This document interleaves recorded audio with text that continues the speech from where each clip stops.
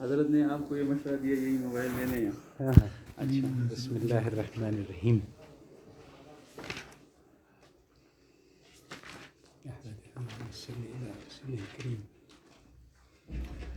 پچھلی بار ہم نے یہ بات کی تھی کہ امت کا اس وقت بنیادی مسئلہ جو ہے وہ، اس کو میں کہتا ہوں جدید معتزلہ کا مسئلہ، کہ مغربی علوم سے بہت زیادہ متاثر ہیں،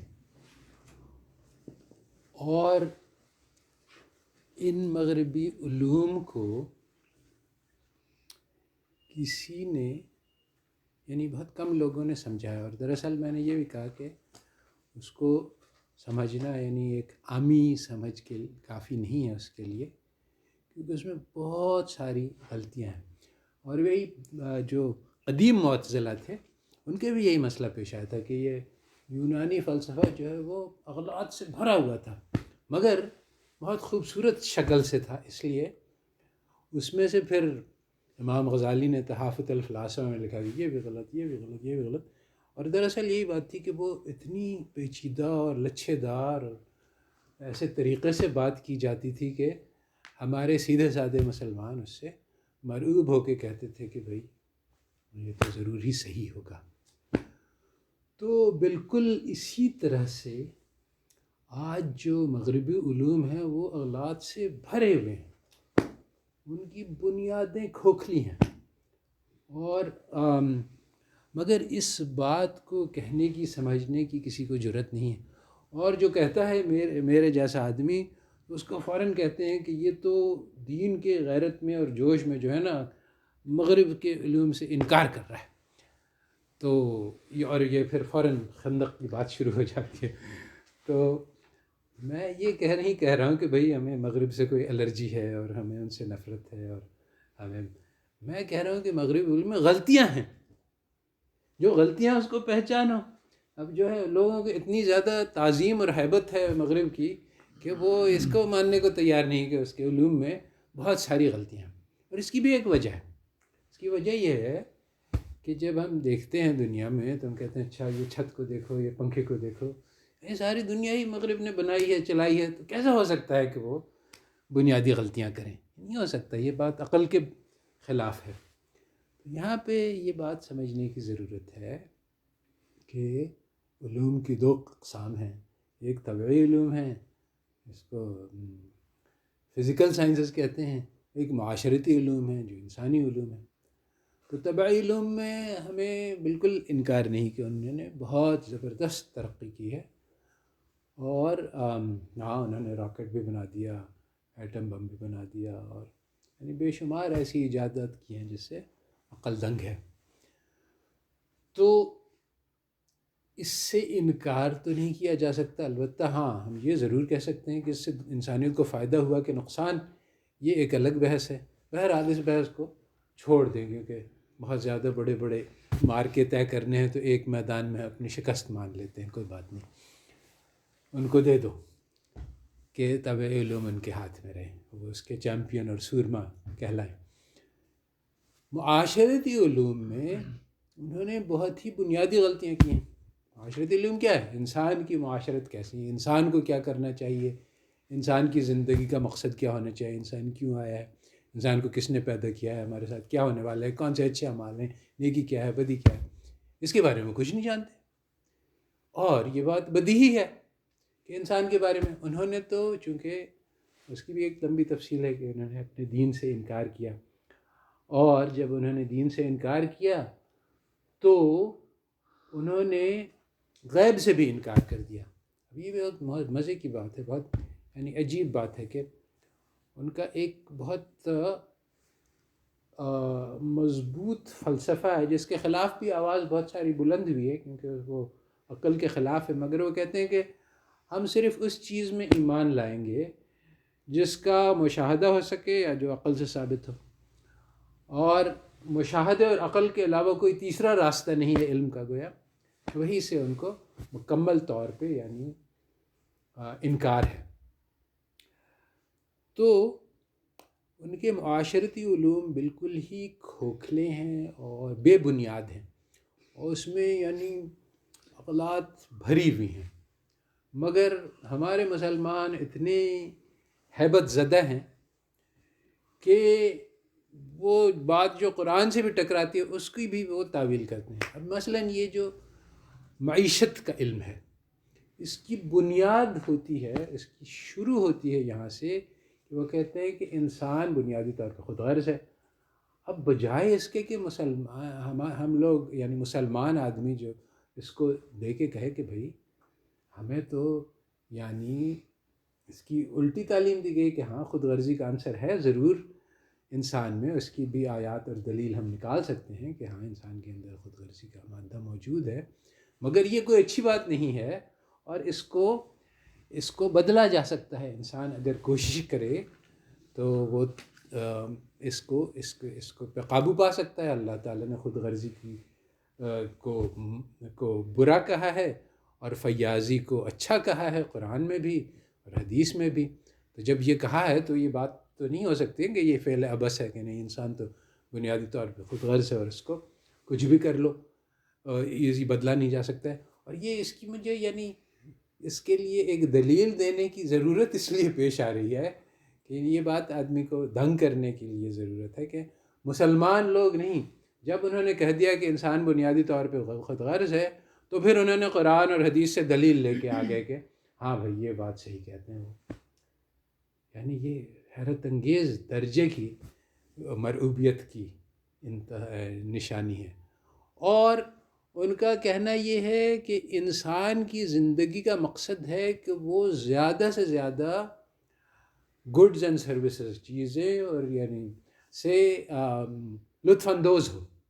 یہ انسان کی زندگی کا ذی عقل انسان کی زندگی کا مقصد یہ ہے کہ وہ چیزوں سے فائدہ اٹھائے اور اس کو میکسیمائز کرنا چاہیے، یوٹیلٹی کہ اپنی جو اس کو جو لذت حاصل ہوتی ہے چیزوں کو حاصل کرنے سے اور خدمات حاصل کرنے سے، اس کو انتہا تک پہنچانا چاہیے۔ یہ زندگی کا مقصد ہے انسان کے۔ اب ظاہری بات ہے کہ اگر کوئی آدمی اللہ تعالیٰ سے انکار کرے تو اس کے لیے یہ بات مناسب ہے کہ ٹھیک ہے، اگر اس کے لیے کچھ ہے ہی نہیں آخرت میں تو آپ اپنی لذتوں سے یعنی جتنا حاصل کر سکتے ہیں کریں، اور کیا ہے چارہ اس کے علاوہ۔ تو ان کے لیے تو بالکل بات یہ ہے کہ اگر کوئی آدمی مگر اس میں بھی یعنی ایک غلطی ہے جو ان کی ہے غلطی، اور جو ان کے عقلاء نے اور علماء نے پہچانا ہے اس غلطی کو، گو کہ زیادہ یعنی جو بات چل رہی ہے وہ ابھی بھی یہی ہے جو اکانومسٹ کہتے ہیں، مگر ان کے اندر کچھ لوگ ہیں جنہوں نے اس بات کو پہچانا ہے کہ یہ بات صحیح نہیں ہے، اس لیے کہ انسان کو خوشی مادے سے حاصل نہیں ہوتی ہے، بلکہ خوشیاں انسان کی محبت سے اور ایسی چیزوں سے آتی ہیں جو بازار میں بکتی نہیں ہیں۔ اس لیے اگر انسان صرف مادے کے ذریعے سے خوشی حاصل کرنے کی کوشش کرے گا تو اس کوشش میں ناکام رہ جائے گا۔ تو یہ بات چلی ہے ان کی، مگر معیشت والے اس کو قبول نہیں کرتے۔ تو اب بات یہ تھی کہ یہ جو ہے یہ نفس پرستی کا مذہب ہے۔ اصل جس کو کہتے ہیں مغربی معیشت کا علم، یہ ایک دین ہے، یہ ایک علم نہیں ہے، بلکہ اس دین کی بنیاد یہ ہے کہ نفس پرستی کی جائے۔ اور اس کا کہنا یہ ہے کہ ہر ذی عقل انسان نفس پرست ہوتا ہے، نفس کی پرستش کرنی چاہیے، نفس کی پرستش کرنا انسان کے حق میں بہتر ہے، اور سارے معاشرے کو ایسے ہی اسی رخ پہ چلانا چاہیے کہ سب لوگ نفس پرست ہوں، اور ہم سب یعنی ان میں آپس میں اگر کوئی ٹکراؤ پیدا ہو تو اس کا ہم کوئی حل نکالیں گے۔ اب پھر سے یہ بات آتی ہے کہ مسلمان اشخاص کو جو اسلامک اکانومسٹ ہیں ان کو اس بات کا پہچاننا چاہیے تھا، اس سے انکار کرنا چاہیے تھا، مگر نہیں، انہوں نے اس یوٹیلٹی میکسیمائزیشن تھیوری کو بھی قرآن اور حدیث سے ثابت کرنے کی کوشش کی، اور اس کا جو ٹکراؤ ہے اس کو پہچاننے سے انکار کر دیا۔ چیدہ آیات ہیں، ربنا آتنا فی الدنیا حسنۃ، وہ بھی اگر کوئی آدمی اس کو سیاق و سباق میں نہیں پڑھے تو اس سے یہ بات پیدا ہوتی ہے کہ یہاں انسان کو تو دنیا کی مادہ پسند ہے، اور یہی بات وہ بھی کہہ رہے ہیں کہ آدمی اپنی اپنی چیزیں. اور ایک وہ 2-3 آیات ہیں جو اس میں آتے ہیں. ایک وہ اس کی ہے جو اس کو کہی گئی کہ ہاں لا تنس نصیبک من الدنیا. نصیبک من الدنیا، یہ یوٹیلٹی میکسیمائزیشن ہر آدمی لے کے آتا ہے. مگر اب سوچنے کی ضرورت ہے کہ یہ کس کو کہا گیا قرآن میں. یہ آیت لا تنس نصیبا من الدنیا کس سے کہا جا رہا ہے؟ ذرا یہ بھی تو دیکھ لیں، یہ کس سے کہا جائے؟ مطلب قارون سے. کیا اللہ تعالیٰ کو قارون کو یہ بات بتانے کی ضرورت تھی کہ تم دنیا کو مت بھولنا؟ ظاہری بات ہے کہ ایسا نہیں ہے. چنانچہ مفسرین نے لکھا ہے کہ اس کا مطلب یہی ہوگا، بظاہر یہی بات سمجھ. یہ تو بات نہیں سمجھ میں آتی کہ قارون کو کہا جائے کہ تو دنیا میں مست ہے، غرق ہے پھر دنیا. اس کو یہ کہے کہ یہ مت بھولو کہ اس دنیا سے آخرت کے لیے کچھ بھیجنا مت بھولنا، یہ کہا جا رہا ہے اس میں. اس کا سیاق و سباق سے یہی مطلب سمجھ میں آتا ہے، تو اس کا وہ مطلب نہیں ہے. اسی طرح سے یہ جو آیت ہے ربنا آتنا فی الدنیا حسنۃ وفی الآخرۃ، اس لوگوں نے کہا کہ دیکھو اس میں یہ دنیا کو ترجیح دی گئی. اللہ تعالیٰ نے کہا ہے کہ پہلے دنیا بعد میں آخرت. تو بات یہ ہے کہ اس کا بھی سیاق و سباق سمجھنے سے اس کا مطلب بالکل الٹا نکلتا ہے بنسبت اس سے جو کہ اس کا لیا جا رہا ہے. کیوں؟ اس میں کہا گیا ہے کہ کچھ لوگ ہیں جو اللہ تعالیٰ سے صرف دنیا مانگتے ہیں، تو ان سے کہو کہ تم اس طرح سے کہو کہ تم ربنا آتے ہیں اور آخرت بھی مانگو. تو یہ اللہ تعالیٰ کے ایک تدریجی عمل ہے، اور ہر جگہ قرآن میں ہی نظر آتا ہے. اللہ تعالیٰ منافقوں سے بھی بات کرتے ہیں، یہودیوں سے بھی خطاب کرتے ہیں. ہر شخص کو اللہ تعالیٰ لوگوں سے کہتے ہیں کہ دیکھو تم دین قبول کرو گے تو ہم تمہارے لیے آسمان سے بارشیں گرائیں گے، تم کو اموال اور بنین دیں گے. تو یہ باتیں مطلوب تو نہیں ہیں دین میں کہ تمہارے پاس دنیا کی فراوانی آ جائے گی، مگر جو آدمی کے دل میں دنیا کی محبت ہے اسی طرح سے خطاب کیا جاتا ہے کہ پہلے تم یہ دین میں آ جاؤ، تمہیں دنیا بھی مل جائے گی. بعد میں جو زیادہ ایڈوانس ان کو بتلاتے ہیں یہ دنیا تو کوئی چیز ہی نہیں ہے آخرت کے مقابلے میں، اس کے دن کیوں؟ تو اللہ تعالیٰ نے مختلف آڈینسز سے، مختلف لوگوں سے جو اپنی یہ قرآن جو ہے روحانی تربیت کی کتاب ہے، اور یہ ابتدا سے انتہا تک سب لوگوں کے لیے ہے، اور اس میں مختلف آیات مختلف لوگوں سے خطاب کرتی ہیں. یہاں پہ جو خطاب ہو رہا ہے ان لوگوں سے ہو رہا ہے جو صرف دنیا مانگتے ہیں. تو اللہ تعالیٰ کہتے ہیں کہ تم صرف دنیا مانگو. اسے یہ نہیں کہتے ہیں کہ دنیا مانگنا چھوڑ دو، یہ اللہ تعالیٰ کا طریقہ نہیں ہے. جو شراب والے تھے ان کو پہلے کہا کہ شراب کو نماز کے اوقات میں مت پڑھو، پھر بعد میں منع کیا. تدریج قرآن میں یہ قرآنی اسلوب ہے. تو یہاں پہ ان لوگ جو صرف دنیا مانگتے ہیں کہ دنیا کے ساتھ ساتھ آخرت بھی شمار کر لو، اور بعد میں جب آخرت مانگنے کا ذوق اور سمجھ پیدا ہو جائے گی تو پھر پتہ چلے گا کہ نہیں، اصل تو چیز آخرت ہی ہے. پھر اس کی بھی بہت ساری آیات ہیں جو کہ یہ بتلاتی ہیں کہ آخرت دنیا کے مقابلے میں بہت بہتر ہے اور دنیا کی کوئی حیثیت نہیں. تو بہرحال اتنی لمبی چوڑی میں تفسیر کر رہا ہوں، حالانکہ میں مفسر قرآن نہیں ہوں، اس لیے کہ جب لوگ مغرب سے مرعوب ہوئے تو انہوں نے مغرب کی بات کے لیے قرآن کو جوڑ دیا جہاں سے بھی ملے، اور قرآن میں یعنی ہزاروں آیات ہیں جو اس کے خلاف ہیں، اس مضمون کے، ان کو نگاہ ہی میں نہیں لائے. اللہ تعالیٰ کہتے ہیں کہ یہ جو ہے لن تنالوا البر حتی تنفقوا مما تحبون. اب یہ ایگزیکٹلی جو ہے نا بالکل ہی اس کی جو یوٹیلٹی میکسیمائزیشن کہا جاتا ہے اس کا یعنی منفی ہے، جس کو کہا جائے کہ اس کی اپوزٹ ہے کہ سب سے اپنی جو پسندیدہ چیز ہے اس کو دے دو، اس سے آپ کو نفس کو سب سے زیادہ چوٹ پہنچے گی، اور یہ اسی راستے سے آپ پہنچیں گے. تو یہ کوئی نہیں لایا کہ یہ بھی دیکھ لیا جائے کہ یوٹیلٹی میکسیمائزیشن کے مقابلے میں اس کو رکھ کے دیکھ لیا جائے کہ کیا اس سے میچ کرتا ہے نہیں. تو اب یہ جنرلی جو میں بات کر رہا ہوں کہ مسلمان لوگ مغرب سے بہت زیادہ مرعوب ہیں، اور اب یہ جو ہماری سامنے جو مسئلہ ہے نا، مسئلہ یہ ہے، سب سے پہلی بات تو یہ ہے کہ ہم نے یعنی اپنے علوم اور مغربی علوم کی قدر بھی نہیں پہچانی. کیونکہ مغرب لوگوں کا دعویٰ ہے کہ سارے علوم ہمارے ہی پاس ہیں اور کسی کے پاس کوئی علم ہی نہیں ہے، یہ ان کا دعویٰ ہے۔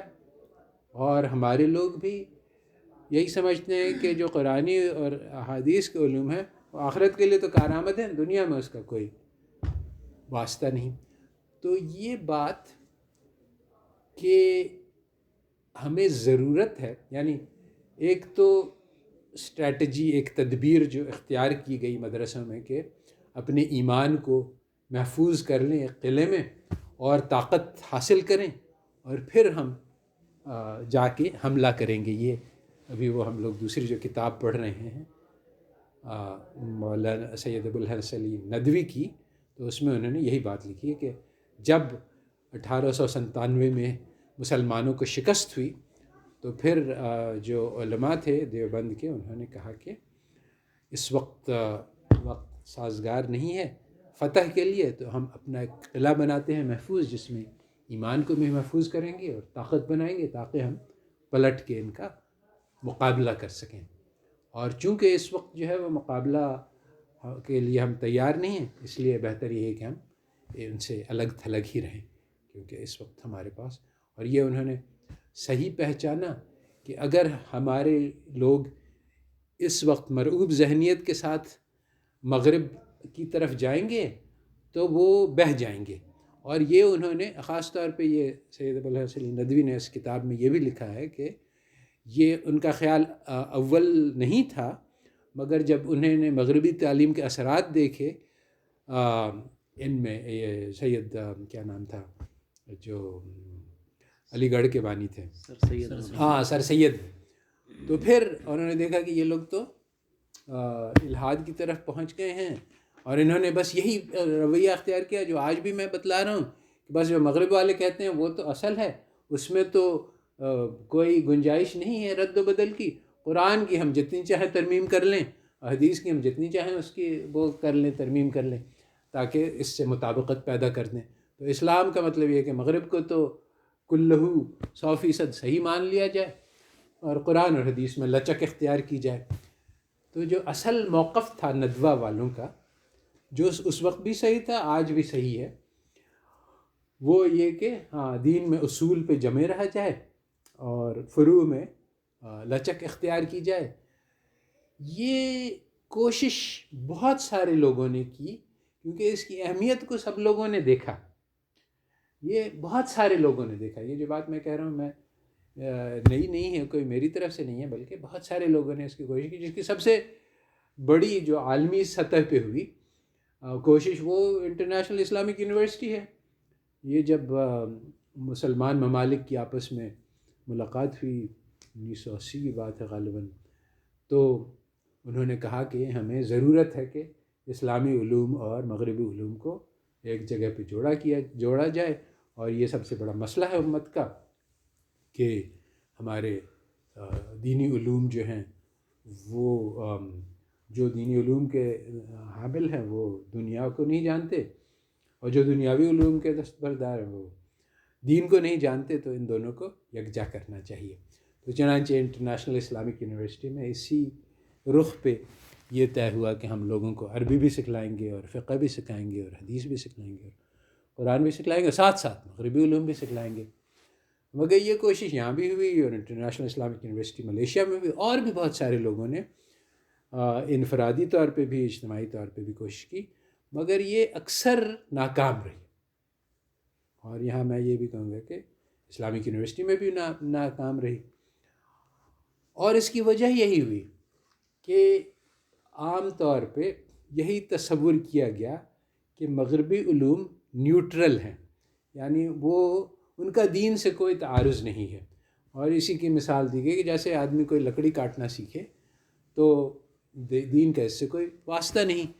یہاں پہ بھی وہ اکثر وہ 2 درختوں والی جو حدیث ہے نا، وہ اکثر لائی جاتی ہے اس مسئلے میں، جب کہ بھئی دنیا کا علم جو ہے وہ تم لوگ اسی طرح سے کہ وہ رسول اللہ صلی اللہ علیہ وسلم کے پاس ایک جگہ سے گزر رہے تھے، تو وہاں لکھا کہ لوگ درختوں کو جوڑیوں میں لگا رہے ہیں، تو انہوں نے کہا کہ یہ تم لوگ کیوں کر رہے ہو؟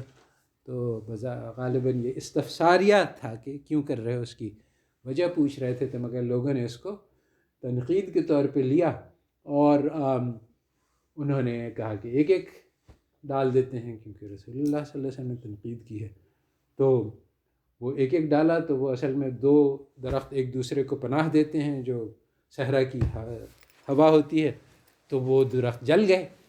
تو وہ جب صحابی آئے انہوں نے کہا کہ ہمارے ساتھ تو ایسا، انہوں نے کہا کہ تو رسول اللہ صلی اللہ علیہ وسلم نے فرمایا کہ دنیا کے علوم کو تم اپنے دور پہ کیا کرو، وہ تم اس کے بارے میں جانتے ہو، میرا اس سے کوئی واسطہ نہیں ہے۔ اب اس کو دلیل بنا کے انہوں نے کہا کہ یہ مغربی علوم دنیا کے علوم ہیں، تو اس کو ہم ان سے جا کے سیکھیں گے، اور اس میں اسلام سے کوئی تعارض نہیں ہے۔ تو بات یہاں پہ، اور اسی لیے انہوں نے یہی تدبیر اختیار کی کہ ایک طرف ہم فقہ پڑھا دیں گے، دوسری طرف ہم مغربی علوم پڑھا دیں گے۔ تو بات یہ ہے کہ جہاں تک معاشرتی علوم کا تعلق ہے تو وہ تو بالکل ہی ہمارے دین کے مخالف ہیں، اور ان دونوں کو جوڑا نہیں جا سکتا جس طرح سے آگ اور پانی کو جوڑا نہیں جا سکتا ہے۔ تو معاشرتی علوم، اور یہاں پہ یعنی economics, psychology, anthropology, political science, یہ سارے معاشرتی علوم ہیں، یہ سب کے سب زہریلی بنیادوں پہ بنے، ان کو ہم جوڑ نہیں سکتے، اور کوشش یہی کی گئی ساری دنیا میں کہ اس کو جوڑا جائے۔ ہم اپنی کتابوں سے سیاست کے بارے میں بہت ساری چیزیں نکلتی ہیں، وہ ایک طرف لے آئیں، اور ایک طرف مغرب والوں کی باتیں لے آئیں، اور ان دونوں کو 1+1=2 کر دیں۔ تو یہ کیا نہیں جا سکتا، اسی لیے ساری دنیا میں یہ جو کوششیں ہوئیں وہ ناکام رہیں۔ تو اب یہ معاشرتی علوم کو کیوں جوڑا نہیں جا سکتا، اس کے لیے یہ سمجھنے کی ضرورت ہے کہ یہ معاشرتی علوم آئے کہاں سے، یعنی ان کی بنیاد کیسے ہوئی۔ تو اس کے لیے پھر یہ سمجھنا پڑتا ہے، ہم کو مغرب کی تاریخ دیکھنی پڑتی ہے کہ معاشرتی علوم کی کو وضع کب ہوئے، کیسے ہوئے، کس نے کیا، کس مقصد کے لیے کیا۔ تو یہاں پہ اس کی ابتدا ہوتی ہے دراصل ان کے دین سے انکار کرنے کی۔ اب یہاں پہ بھی مسئلہ یہ ہے کہ جو اگر ہم ان کی کتابیں پڑھیں کہ اہل مغرب نے اپنے دین سے انکار کیوں کیا، تو جو قصہ ہمیں ملتا ہے وہ غلط ہے۔ تو چنانچہ ہم وہ کہتے ہیں کہ بھئی ہم نے دیکھا کہ ہمارا دین جو ہے وہ جہالت ہے اور سپرسٹیشن ہے، یعنی کیا کہتے ہیں سپرسٹیشن کو؟ نہیں، اس کو اوپر رکھنا، سب سے اوپر۔ نہیں، سپرسٹیشن کہتے ہیں فوق الفطرت، جیسے بدروح آ گئی یا اس قسم کی، اچھا جی، اور اس قسم کی باتوں کو سپرسٹیشن کہتے ہیں کہ ہاں ایک چڑیل آ گئی، اس قسم کی باتیں، یہ پوری توہمات، ایگزیکٹلی یہی لفظ ہے، توہمات کو سپرسٹیشن کہتے ہیں۔ تو دین جو ہے وہ توہمات اور جہالت اور یعنی تقلید کا، اندھی تقلید کا اپنے آباء و اجداد کی، اس کا مجموعہ ہے، اس کے علاوہ کچھ نہیں ہے۔ تو اب بات یہ ہے کہ یہ بات بھی اپنی جگہ پہ درست ہے کہ ان کا دین ایسا ہی تھا، تو مگر اس کے آگے بھی بات ہے۔ انہوں نے کہا کہ جب ہم کو عقل آئی تو عقل کی روشنی میں ہم نے اس بات کو پہچانا۔ تو جیسا کہ ہم نے پچھلے اس میں کہا تھا کہ یہ عقل ان کے پاس مسلمانوں کی طرف سے آئی، مسلمانوں نے ان کو سکھلایا، اور یہ کتاب ہے انلائٹنمنٹ قرآن کے، قرآن کا نور سے کیسے یورپ منور ہوا، اور ان کے کیسے ان کے جو بڑے بڑے سوچنے والے تھے انہوں نے قرآن سے استفادہ کیا، اور اسی سے ان کو ہمت پیدا ہوئی کہ اپنے سارے قدماء کی باتوں کو رد کر سکیں، کہ قرآن نے اسی بات کی دعوت دی ہے کہ ٹھیک ہے تمہارے آباء و اجداد کہتے آئے ہیں، مگر تم اپنی عقل سے بھی سوچ سکتے ہو، اور یعنی ہمیشہ سے تمہاری رسم و روایت یہی چل رہی ہے، پھر بھی تم اپنی عقل سے، کیا وہ تمہیں فائدہ دیتے ہیں، کیا تمہیں نقصان پہنچا سکتے ہیں؟ یہ اپنی عقل سے سوچ لو، پھر اپنی عقل سے جرأت کرو۔ یہ بہت بڑا ہمت اور حوصلے کا پیغام ہے قرآن کا، جس کو انہوں نے سنا اور سمجھا اور اس پہ عمل کیا۔ تو ان کا یہ کہنا ہے، مگر حقیقت یہ نہیں ہے ان کے دین کے انکار کی۔ میرا ایک مضمون ہے جو یہ ہے کہ European transition to secular thought and lessons for Muslims. یہ مضمون ایکچولی بہت اہم ہے کہ اس کو ترجمہ کر دیا جائے. اس کا یعنی مضمون ہے کہ یورپ میں انہوں نے اپنے دین سے انکار کیوں کیا اور اس سے مسلمانوں کو کیا سبق سیکھنا چاہیے. تو دراصل چونکہ یہ اصل سٹوری تو وہ سناتے ہی نہیں ہیں، اس لیے اس کے لیے کچھ کھدائی کرنی پڑتی ہے کہ ان کے یعنی ان کے اندر کہ یہ بات کیسے ہوئی. تو اس کی اصل وجہ یہ ہوئی کہ ان کے دین میں جو ہے وہ تعیش پرستی شامل ہو گئی. ان کے جو پادری تھے اور جو پوپ تھا اور جو کارڈنلز تھے، ان کے پاس بے شمار دنیاوی طاقت تھی. یعنی ایک زمانے میں پوپ اتنا طاقتور تھا کہ انگلینڈ کا بادشاہ جو ہے وہ اس نے کہہ دیا کہ یہ تو دین سے فارغ ہو چکا ہے، تو اس کی رعایا اس سے پلٹ گئی، بغاوت ہو گئی. تو اس نے جو ہے وہ پیدل چل کے قدموں سے گیا اپنے پوپ سے معافی مانگنے، اپنی اس کا عاجزی کا اظہار کرنے کے لیے. اس قسم کی طاقت تھی ان کے پاپاز کے پاس، پوپس کے پاس. تو اس طاقت نے ان کو کہتے ہیں کہ power corrupts and absolute power corrupts absolutely, ان کا محاورہ ہے کہ طاقت سے انسان جو ہے وہ کرپٹ ہو جاتا ہے، کیا کہتے ہیں یعنی باغی ہو جاتا ہے. اللہ تعالیٰ نے قرآن میں لکھا ہے کہ انسان کو ہم مال دیتے ہیں تو وہ باغی ہو جاتا ہے، طاقت دیتے ہیں. تو یہ وہ کہہ رہے ہیں کہ طاقت دینے سے وہ اپنا بہت ان کو گھمنڈ پیدا ہو گیا، اور وہ پوپ بھی اور ان کے جو بڑے بڑے پادری تھے، یہ سب یعنی کھلے عام برائیاں کرنے لگے اور فحاشی اور ہر قسم کی اپنی یعنی بڑے بڑے دعوتیں کرتے تھے جس میں شراب اور طعام اور ہر قسم کی یعنی ایسی برائی جس کا تذکرہ کرنا بھی مشکل ہے، وہ سب میں کھلے عام کیا کرتے تھے.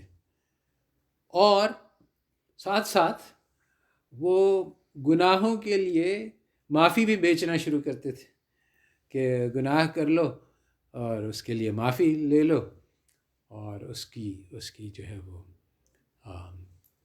تمہاری معافی ہو جائے گی، تم ہمیں پیسے دے دو. اور اس کو یعنی وہ اس طرح سے نہیں کہتے تھے، بلکہ اس کی ایک خوبصورت توجہ پیش کرتے تھے کہ بھائی نیک اعمال جو ہے برائی کو مٹا دیتے ہیں.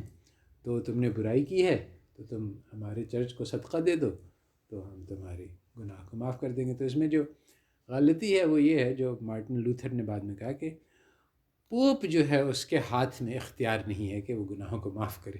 ہاں بات تو اصولاً صحیح ہے کہ آدمی اگر کوئی نیکی کرے تو وہ اس کی، مگر پوپ کو اختیار نہیں کہ وہ لکھ کے دے دے کہ بھائی تمہارا گناہ معاف ہو گیا.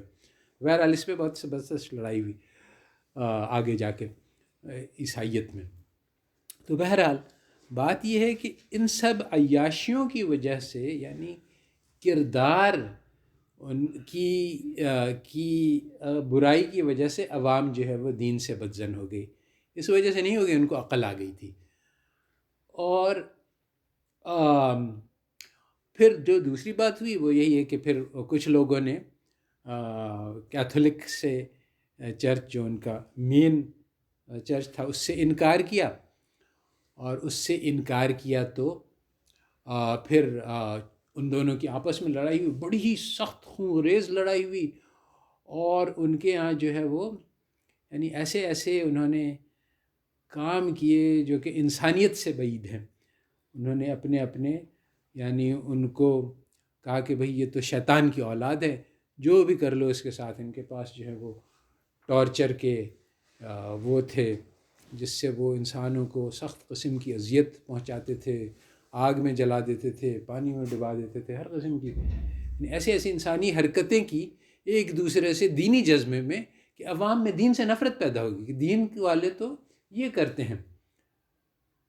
اور چنانچہ آج بھی یہ آئسس والے جو ہیں وہ اسلامک اسٹیٹ والوں نے اسی قسم کی بات کی ہے جس سے عام دنیا میں اسلام سے نفرت پیدا ہو گئی ہے کہ وہ بڑی بڑی فلمیں دکھلائیں انہوں نے. اور اس میں تشہیر میں ہالی ووڈ اور وہ ان کا بھی ساتھ رہا ہے کہ وہ جو انہوں نے نہیں بھی کیا وہ بھی انہوں نے بنا کے دنیا کو دکھلا دیا. انہوں نے بہت کچھ کیا بھی.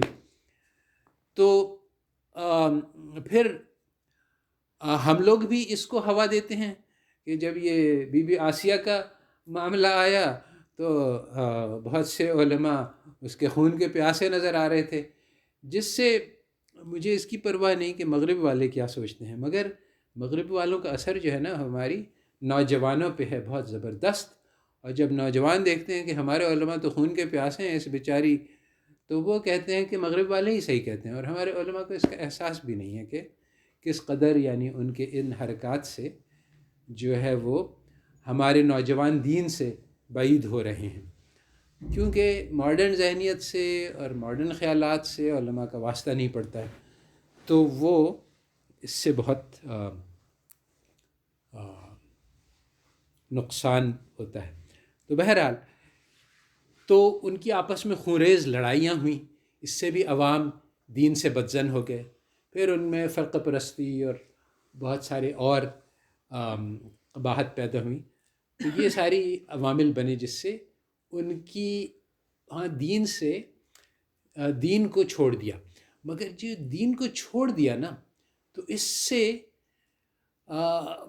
دو باتیں ہوئیں جس کا ان کو احساس نہیں. جس طرح سے ایک انسان اپنا چہرہ نہیں دیکھ سکتا ہے نا، اسی طرح سے یہ اہل مغرب اس بات کو نہیں پہچانتے کہ انہوں نے جو دین چھوڑا تو اس سے ان کو ایک جس کو کہتے ہیں سائیکولوجیکل ٹراما، یعنی ایک زخم پیدا ہو گیا ان کے دلوں پہ، جس کے اثرات آج تک باقی ہیں. اور وہ زخم کیا ہے، اس کا اظہار بھی کیا ہے کھلے الفاظ میں. ایک ملحد نے بہت خوبصورت پیسج ہے کہ ہمارا ایک تصور ہے، برٹرینڈ رسل کا، اس کو میں اکثر کوٹ کرتا ہوں، ملحد ہے اور ملحدوں کا استاد ہے.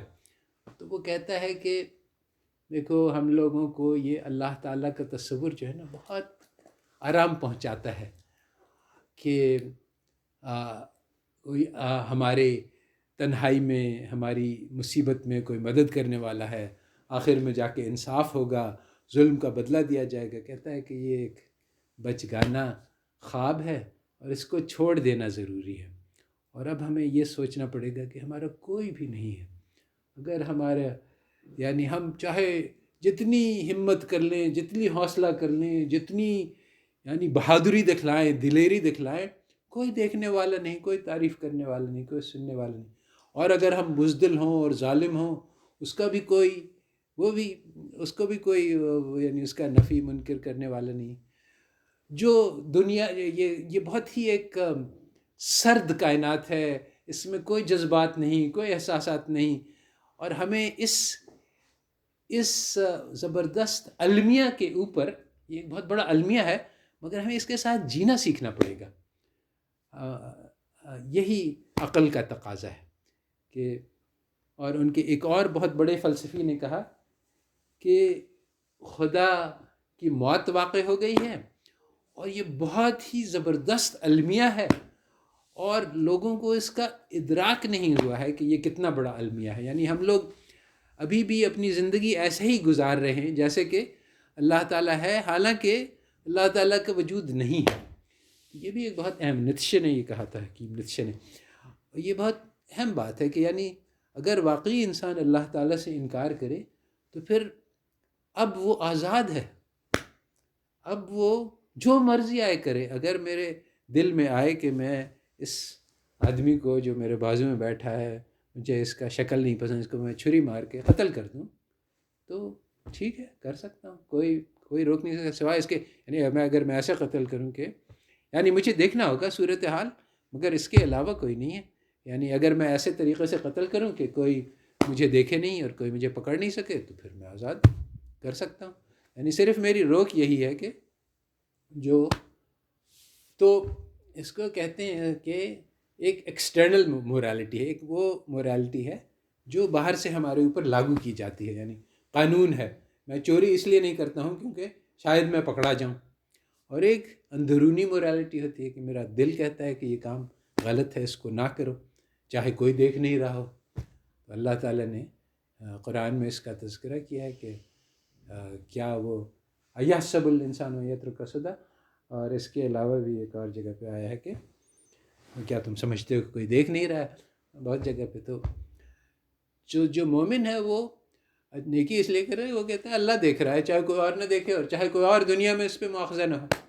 تو یہ ایک اندرونی مورالٹی ہے.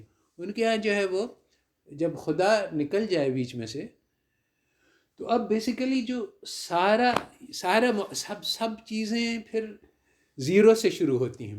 اور معاشرتی علوم جو ہیں اس کی ابتدا ہی یہی ہوتی ہے کہ ہم نے خدا سے انکار کر دیا، خدا تو کا کوئی وجود نہیں، اب مجھے یہ بتلاؤ کہ یہ کائنات کیسے پیدا ہوئی، یہ انسان کی زندگی کا مقصد کیا ہے، ہم کیسے وجود میں آئے. آفٹر آل یہ کوئی آسان کام نہیں، اتنی پیچیدہ قسم کی مخلوق کیسے اچانک وجود میں آ گئی، ہمیں ایک دوسرے کے ساتھ کیسے معاملہ کرنا چاہیے، کیا یہ بیوی بچوں والا جو سلسلہ چل رہا ہے یہ ٹھیک ہے کہ نہیں ہے. اب ہم ہر چیز کو عقل سے، ایک آدمی کو چاہے تعدد ازواج ہو یا شادی کرے ہی نہیں، عورتوں کے ساتھ رہے، بچے پیدا کرے، اگر فیملی کرتے ہیں ہم لوگ تو پھر وہ اس میں میاں اور بیوی میں تعلقات کی کیا قانون ہو. اب ہم اس کو عقل سے سوچیں گے اور مشاہدے کی بنا پر. تو یہ معاشرتی علوم، سیاست ہم کیسے کریں، یہ سارے میں انہوں نے کہا کہ ہم صرف عقل اور مشاہدے پہ جائیں گے اور وہی پہ نہیں جائیں گے. وہی نام کی کوئی چیز ہی نہیں ہے، ساری کتاب ہی باطل ہے. تو انہوں نے یہ سارے معاشرتی علوم جو ہے وہ الحاد کی بنیاد پہ کھڑے ہوئے ہیں. اسی وجہ سے جب انہوں نے اللہ تعالیٰ سے انکار کیا تو ساتھ ساتھ اس سے بھی انکار کیا کہ انسان کے اندر کوئی روح نہیں ہوتی ہے. ان کے ہاں ایک مادیت کا بہت بڑا اور یہ اس دھچکے کی وجہ سے ہے کہ جو روحانی دھچکا ان کو پہنچا. انہوں نے کہا، ان کے علماء نے، ایک چیز ہے، ایک علم ہے جس کو کہتے ہیں ایپسٹمالوجی. یہ بہت ہی، ایپسٹمالوجی کہتے ہیں تھیوری آف نالج، یعنی علم کی کیا تعریف ہے. اس پہ انہوں نے بہت غور کیا اور اس پہ بہت ہی یعنی دور از عقل پہنچ گئے، کیونکہ انہوں نے کہا کہ دیکھو ساری عوام الناس کا یہ پکا عقیدہ تھا، راسخ تھا کہ اللہ تعالیٰ کا وجود ہے، مگر اللہ تعالیٰ کا تو وجود ہی نہیں ہے. اب ہمیں یہ سوچنا پڑے گا کہ وہ کون سی چیز ہے جس پہ ہم یقین کر سکتے ہیں، جس پہ ہمیں یعنی مضبوطی سے یقین ہو، جس پہ ہمارا بھروسہ ہو سکے. اب سے ہم کسی اس چیز پہ نہیں بھروسہ کریں گے جس کو ہم چھو نہیں سکتے، دیکھ نہیں سکتے، جس کو عقل سے ثابت نہیں کر سکتے. اب اللہ تعالیٰ کا وجود اگر ہم ثابت کریں کہ دیکھو اس دنیا میں اتنی ساری یعنی خوبصورت چیزیں ہیں، اتنی ہم آہنگی ہے، اتنے ساری مخلوق ہیں، سب ایک دوسرے پہ، یہ کیسے خود بخود ہو گیا؟ تو ضرور اللہ ہوگا. ہم کہتے ہیں کہ نہیں، ہم اس کو نہیں مانتے. وہ کہتے ہیں جو ہمیں دکھلا دو، اگر ہے تو دکھلاؤ. تو جب ہم مشاہدہ نہیں کر سکتے تو ہم اس سے انکار. انہوں نے ساری کی ساری غیر مشہود چیزوں سے انکار کر دیا، جس کی وجہ سے سائنس میں بڑے مسئلے پیدا ہوئے. کیونکہ سائنس میں اس وقت جب ایٹم ہے جو کہ نظر نہیں آتا، اور گریوٹی ہے جو کہ ایک طاقت ہے جس سے کشش ثقل ہے جو کہ کسی کو نظر نہیں آتی، تو اس طرح سے بہت ساری چیزیں ہیں جو نظر رہی ہیں. تو اس میں ایک بہت بڑا یعنی ان کے فلسفیانہ بحث ہے کہ وہ کون سی چیز ہے جس کا ہمیں علم ہو سکتا ہے، کون سی چیز جس کا ہمیں علم نہیں ہو سکتا، انسانی علم کی کیا نوعیت ہے.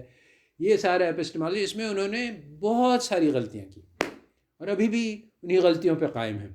اس کی وجہ سے ان کے جو معاشرتی علوم ہیں وہ بہت ہی ناقص ہیں اور بہت ہی یعنی یہاں پر ہمیں وہ تحافت الفلاسفہ کی ضرورت ہے. اور یہ کام کیا ہوا ہے ایکچولی بہت سے لوگوں نے، مگر جو اہل مغرب ہیں وہ اس سے انکار کرتے ہیں کہ ہاں ٹھیک ہے تم تنقید کرتے رہو، ہم نہیں مانتے.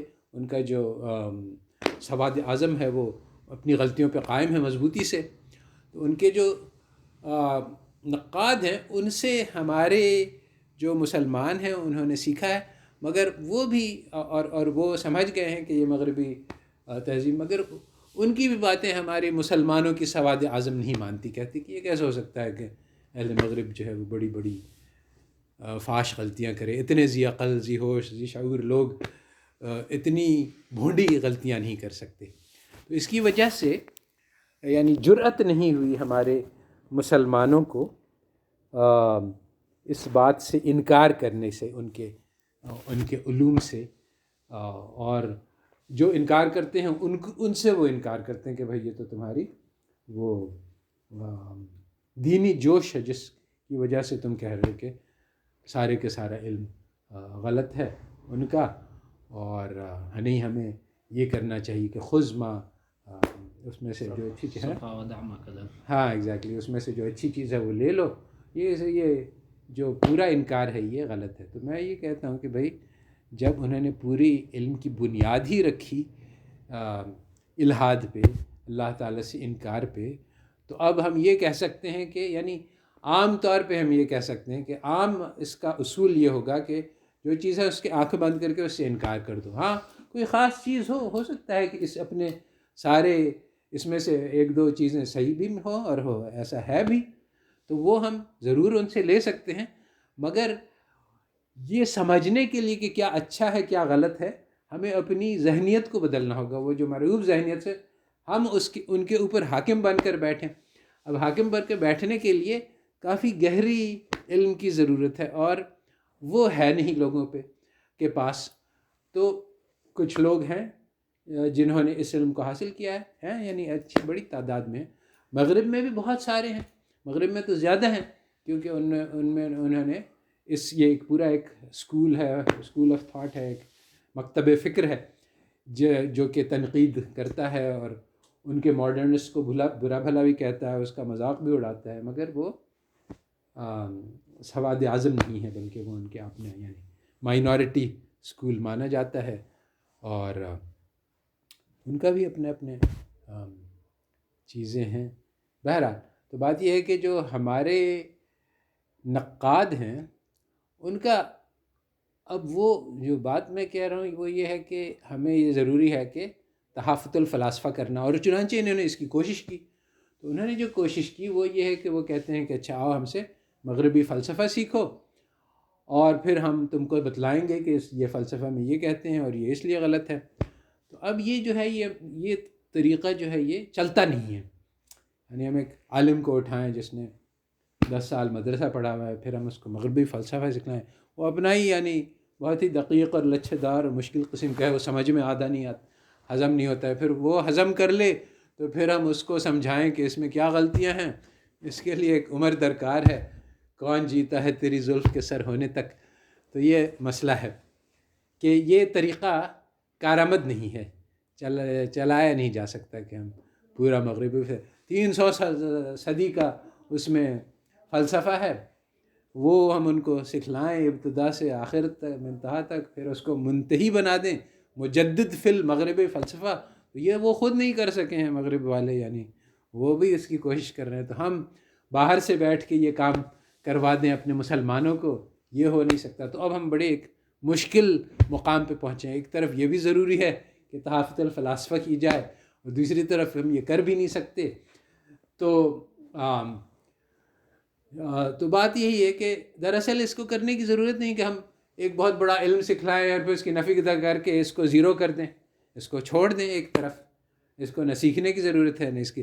جس طرح سے وہ جو یونانی فلسفہ تھا جو ایک زمانے میں ایک بہت بڑا فتنہ تھا مسلمانوں کے لیے، اور سارا علم و کلام اسی لیے وضع ہوا کہ ہم یونانی فلسفے کی رد کر سکیں، اب نہ یونانی فلسفہ کوئی کام کا ہے نہ علم الکلام کوئی کام کا ہے، کیونکہ اب نہ یونانی فلسفہ کے ماننے والے نے نہ اس کے رد کرنے کی ضرورت رہی۔ ان دونوں چیزوں کو نکالا جا سکتا ہے، خارج کیا جا سکتا ہے، اور اس کی بات چلی ہے علماء میں، ابھی بھی علم الکلام اچھا خاصا سکھلا دیا جاتا ہے، مگر اس کی کوئی ضرورت باقی نہیں رہی۔ مگر اب ایک جدید علم الکلام کی ضرورت ہے۔ اچھا، اور بات دراصل یہی ہے کہ یہ علم الکلام جو ہے وہ جو میں نے اس کا ایک یعنی اللہ تعالیٰ نے مجھے ایک راستہ دکھلایا ہے، واقعی یہ ایک مشکل مسئلہ ہے اور حل کرنا بھی ضروری ہے، اور کرنا سمجھ میں بھی نہیں آتا ہے۔ تو یہ ہے کہ علم الکلام کی دو سطح، دو نوعیت کا علم الکلام ہے۔ ایک تو وہ جو کہ ہمارے پہلوان جائیں اور ان کے سورماؤں سے لڑیں اور ان کو اپنے میدان پہ شکست دیں، تو یہ ہے اللہ تعالیٰ نے ایسے لوگ بھی پیدا کر دیے ہیں، مگر یہ عام ضرورت نہیں ہے، اور ہمیں ایسے لوگ پیدا کرنے کی ضرورت نہیں ہے۔ ایک یہ کہ جس طرح سے جو جیسے ان کا سائنس ہے، ان کا فزکس ہے، ان کی آئنسٹائن کی لا، تو ایک تو ان کے فزسسٹ ہیں جو علم طبیعت کو جانتے ہیں اور آئنسٹائن کی جو تھیوری ہے اس کو پہچانتے ہیں. تو کوانٹم تھیوری کیا ہے اور الیکٹرانز کیا ہوتے ہیں، ان سے ہم ان کے میدان میں بحث نہیں کر سکتے. مگر جو عام آدمی ہے 99% عوام، وہ بھی اس کو نہیں جانتی. وہ صرف اس سے مرعوب ہیں کہ ہاں بھائی ہمارے علماء نے جو فزسٹ ہیں انہوں نے یہ کارنامے کر دیے، تو مگر وہ کارنامے کیا ہیں وہ نہیں جانتے. اور ہمارے لوگ بھی واہ بھائی انہوں نے بڑے بڑے کارنامے کر دیے، مگر وہ کارنامے کیا ہیں، کس نوعیت کے ہیں، کہاں سے آئے ہیں، کہاں جا رہے ہیں، اس کی کچھ نہیں خبر. تو اب ان کو سکھلائیں کہ فزکس کی پوری تعلیم دیں 8 سال کی، اور تاکہ وہ بالکل ماہر بن جائیں، پھر ہم ان کو سمجھائیں کہ یہ کوئی خاص کام کی چیز نہیں ہے. یہ بیکار بات ہے. ہم ان کو بغیر یہ ساری چیزیں سمجھائیں ان کو یہ بتلا سکتے ہیں کہ بھائی ان کا یہ دعویٰ ہے، جو بات ہمارے عام آدمی کے سمجھ میں آتی ہے کہ یہ دعویٰ ہے، وہ جو اس کی سمجھ میں آیا ہے اس کو ہم نکالیں. اور یہ بات یقینی ہے کہ ہمارے مسلمانوں کے ذہن میں بہت سارے باطل دعوے مغرب کے موجود ہیں. وہ دعوے کیا ہیں؟ وہ سادہ سادہ دعوے ہیں، وہ پیچیدہ دعوے نہیں ہیں. تو پہلے ہم اپنے مسلمانوں کی مرعوب ذہنیت کا تجزیہ کریں اور اس میں سے وہ باتیں نکالیں جو انہوں نے اخذ کی ہیں. اور یہ باتیں نکالی جا سکتی ہیں، سیدھی سادی باتیں ہیں، اور ان باتوں کا جواب اس کے میدان میں. تو یہ ایک نچلے درجے کا علم اور کلام ہے کہ عوام الناس جو کہتی ہے، جو سمجھتی ہے، جو مغربی تعلیم کے ذریعے سے اس کے اندر دل میں جو اثرات پیدا ہوئے ہیں ان کو سمجھنا اور پھر ان کو زائل کرنا. تو مغرب والے جو ہیں وہ بعض ان کے خدا ہیں، جیسے ڈیموکریسی ہے، بہت بڑی چیز ہے. تو اب ڈیموکریسی کیا چیز ہے، مغرب اس سے کیا سمجھتا ہے، اس کے کیا فائدے ہیں اور کیا نقصان ہیں، یہ بہت آسان ہے کہ ہم اس کو سمجھ بھی لیں اور اس کا رد بھی کر دیں. اور یہ ہم بتلائیں کہ ہمارا جو شورا کا نظام ہے وہ اس سے برتر ہے. اس میں میرے خیال میں مولانا تقی عثمانی کی ایک کتاب بھی ہے. تو اس کو مگر تھوڑا اور آگے بڑھانا ہوگا اس عمل کو، کہ ہم لے کے جائیں اور پھر میدان میں جا کے جب بحث کریں گے تو وہ اپنے علماء سے نئے نئے مسائل سیکھ کے آ جائیں گے کہ ہمارے لوگ تو یہ کہہ رہے ہیں، تو وہ اس کا جواب لے کے آ جائیں گے، تو ہم اس جواب کا رد بھی نکال سکتے ہیں. اور مگر عام آدمی سے بحث کرنے کے لیے ہمیں بہت پیچیدہ سال کا فلسفہ جو اس نے نہیں پڑھا ہے اس کو پڑھنے کی ہمیں بھی نہیں ضرورت ہے. ہمیں صرف وہ ضرورت ہے کہ اس کو، تو اس کی بات میں نے ابتدائی بات کل کی تھی کہ پچھلی بار کی تھی کہ ابتدائی بات یہ ہے کہ وہ یہ قصہ سناتے ہیں کہ علم کا سورج سب سے پہلے 16ویں صدی میں یورپ میں طلوع ہوا. تو اس کا ہم کیسے رد کر سکتے ہیں؟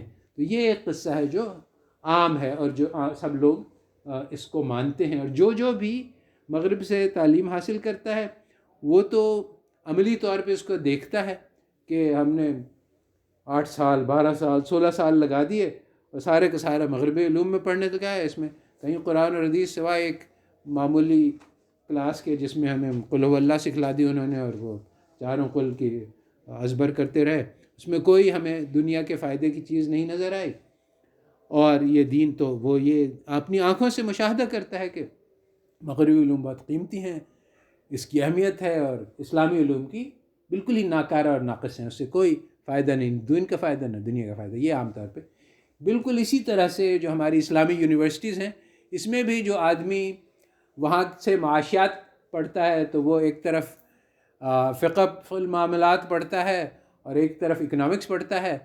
اس کو یہ اصل میں تو نہیں سمجھ میں آتا ہے کہ اس میں ٹکراؤ ہے، وہ کہ ٹکراؤ نظر بھی آتا ہوگا، کیونکہ ہمارے جو لوگ جو پڑھاتے ہیں وہ ٹکراؤ کو کم از کم کرنے کی وہ کوشش کرتے، وہ تو کہتے ہیں کہ بھائی فقہ اور جو معاشیات کے علم ہیں وہ سب آپس میں ایک دوسرے سے مناسبت رکھتے ہیں اور ایک تو دونوں کو ساتھ چلانے کی کوشش کرتے ہیں.